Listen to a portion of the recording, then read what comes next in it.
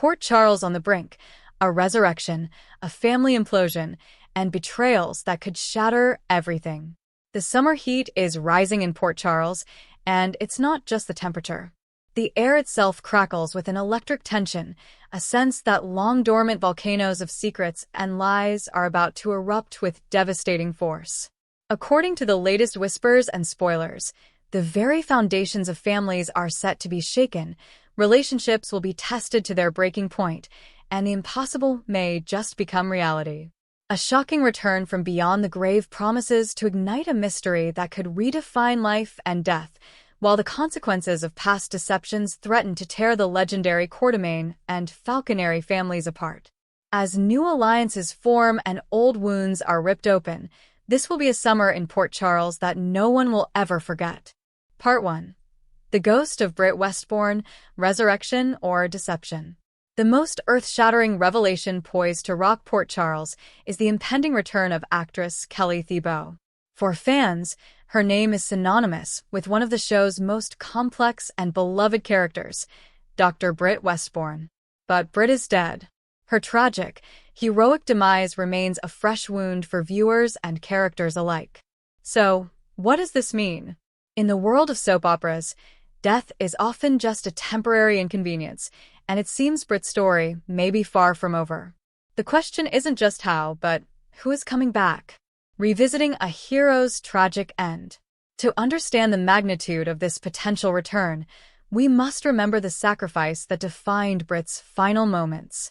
Once known as the Britt, a scheming villainess with a penchant for chaos, Britt had undergone one of the most compelling redemption arcs in recent General Hospital history. She had found love, forged genuine friendships, and become a dedicated doctor, all while bravely facing a terminal diagnosis of Huntington's disease. Her end came not from the disease she fought so valiantly, but from an act of pure evil. During the Reign of Terror by the Hook Killer, later revealed to be Heather Weber, Britt was fatally poisoned by the venom-laced hook while heroically saving Jocelyn Jacks.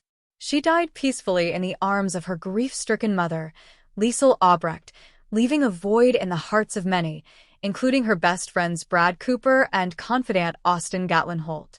It was a poignant, definitive end for a character who had finally found her place in the world.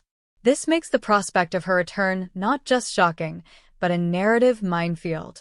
Theories of an impossible return, amnesia, clones, and sinister science.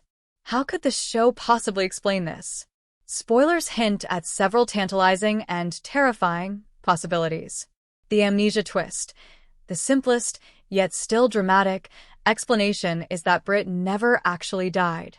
Perhaps she was secretly saved at the last moment, her death faked, and spirited away to a hidden facility.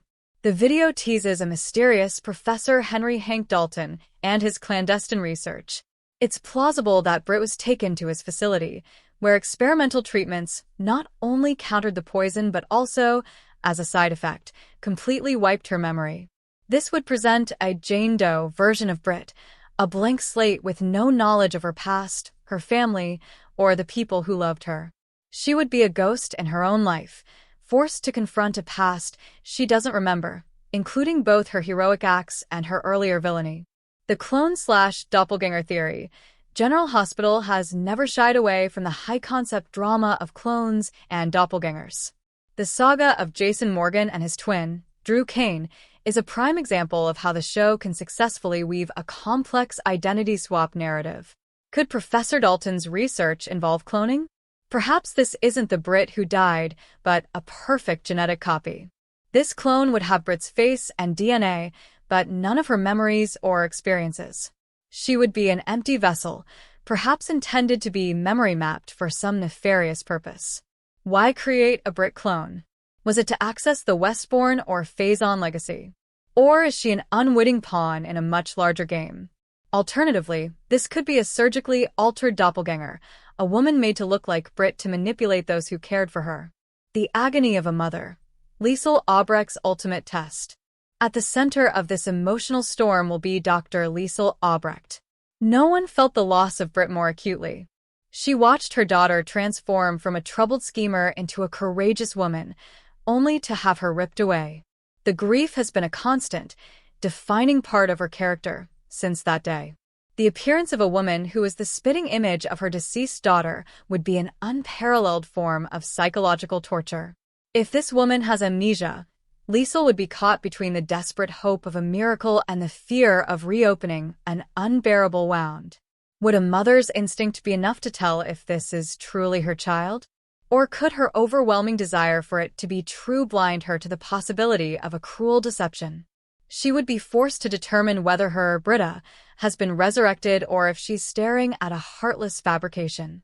The dramatic potential of Liesl grappling with this impossible situation is immense, promising Emmy-worthy performances as she navigates hope, suspicion, and a love that transcends even death. Part 2. The Falconeri Quartermain Fallout. A family's past explodes. While the mystery of Britt's return brews, another storm is gathering over two of Port Charles's most prominent families. The tangled history of Britt Westbourne's past sins continues to cast a long shadow, and it seems the fallout from one of her most significant deceptions is about to reignite. The unforgettable sin, the stolen embryo.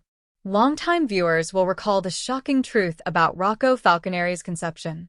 In a desperate and cruel act, Britt stole the embryo of her romantic rivals, Lulu Spencer and Dante Falconeri, and had it implanted in herself, passing the child off as her own with Patrick Drake.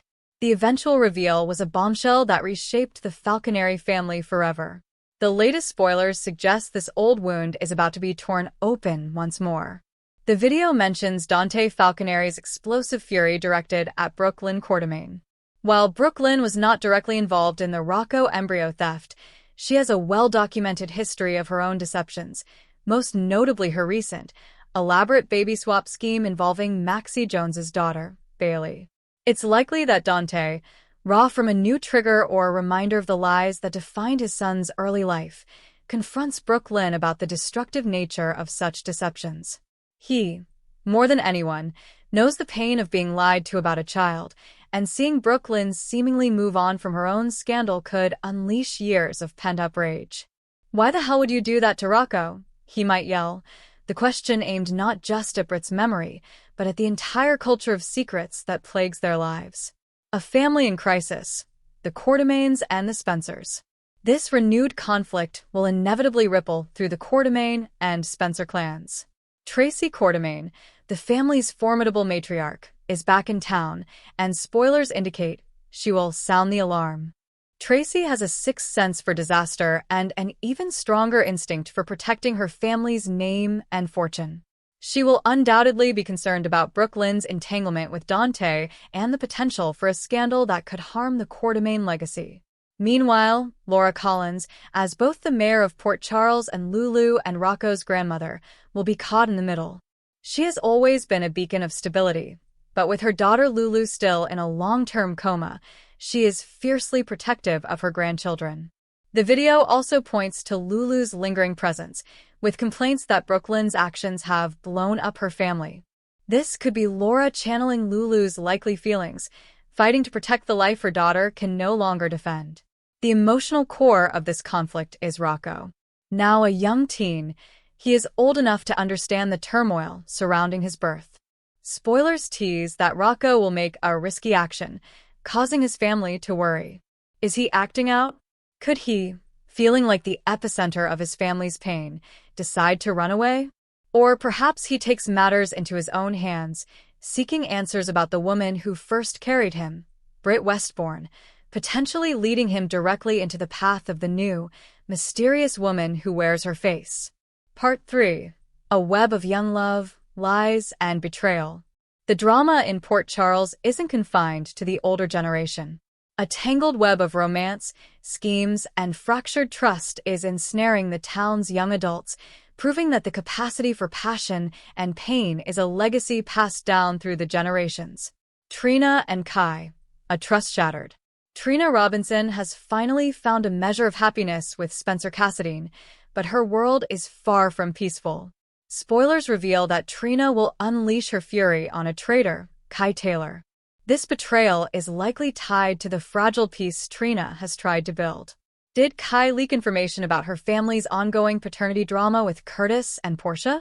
Or did he betray her trust in a matter related to Spencer and the ever-present threat of Esme Prince? For Trina, who has been betrayed before, loyalty is paramount. An act of disloyalty from someone she trusted would be unforgivable, and her confrontation with Kai promises to be a fiery display of her newfound strength and resolve. Jocelyn and Vaughn's enigmatic scheme. Meanwhile, Jocelyn Jacks appears to be moving on from Cameron Weber and diving headfirst into a new, dangerous game. Spoilers point to a scheme concocted by Jocelyn and a new character named Vaughn, which somehow involves Emma Scorpio Drake. Either she or I will do it, Jocelyn declares, hinting at a high-stakes plan. What are they plotting? Given Jocelyn's history with Esme, it's possible this is a trap designed to expose Esme once and for all. Using Emma, a legacy character with strong ties to the town's heroes, would be a bold and risky move. This storyline suggests that Jocelyn, like her mother Carly, is not one to sit on the sidelines, and her alliance with the mysterious Vaughn could lead her down a path of intrigue and peril. Curtis and Portia, a marriage on the rocks. The turmoil in Trina's life is a direct reflection of the crumbling marriage of her mother, Portia Robinson, and Curtis Ashford. Their union was built on a lie, Portia's concealment of the truth that Curtis, not Taggart, could be Trina's biological father. The foundation of their relationship is fractured, and spoilers suggest a divorce may be imminent. In a heated argument, Portia sarcastically tells Curtis she's so sorry that she is unworthy. This single line speaks volumes about their conflict. It's filled with resentment, hurt, and the exhaustion of a fight that has no clear end. They are trapped in a cycle of blame and pain, and without a dramatic shift, their marriage seems doomed. Conclusion: the calm before the inevitable storm. From a possible resurrection that defies all logic to the emotional implosion of families, Port Charles is a powder keg with a lit fuse. The return of a woman wearing Britt Westbourne's face is not just a mystery. It's a catalyst that will force every character connected to her to confront their past, their grief, and their capacity for hope. As Dante's rage boils over and the younger generation spins a new web of secrets, the stage is set for a summer of unforgettable drama. Will the woman who looks like Britt bring healing or destruction?